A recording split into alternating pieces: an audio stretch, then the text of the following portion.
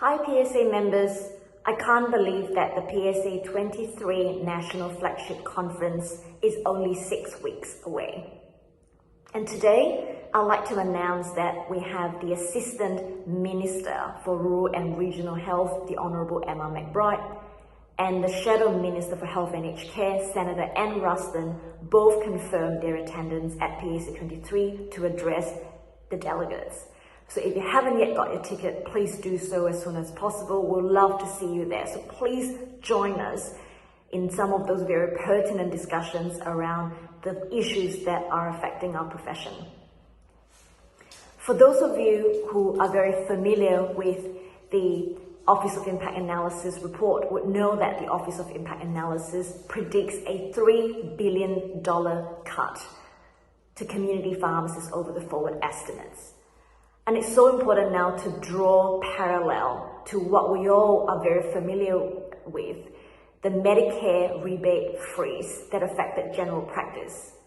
Now in the Medicare rebate freeze for general practice, it took away $3.8 billion over 9 years.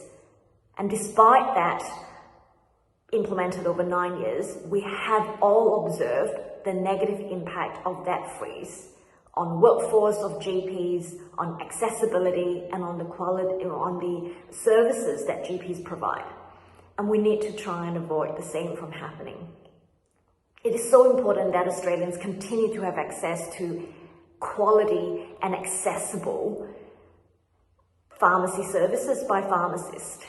So it's so important at this stage that we continue to find a pathway forward. And what do I mean by that when I say finding a pathway forward? We're calling on the government, and we continue to call on the government to work with our profession. And we have all of these discussions when we meet with them in terms of finding or committing to reinvestment in our profession so that pharmacists can do two things. Number one is to invest in programs that would continue to enable accessibility to safe and effective pharmacy services. And the second is in relation to pharmacy's role in ensuring safe and effective use of medicines. In all of these discussions, we must not forget that we continue to ensure that any policy and investment will continue to look after the vulnerable and specific patient groups that we have in Australia, including people living in rural and remote areas. All of this policy must also ensure that we can maintain the viability of the community pharmacy network.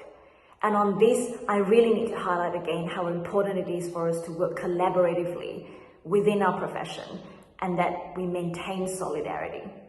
Finally, please look after yourself, and I do look forward to seeing you all at PSA 23. So please join us at PSA 23.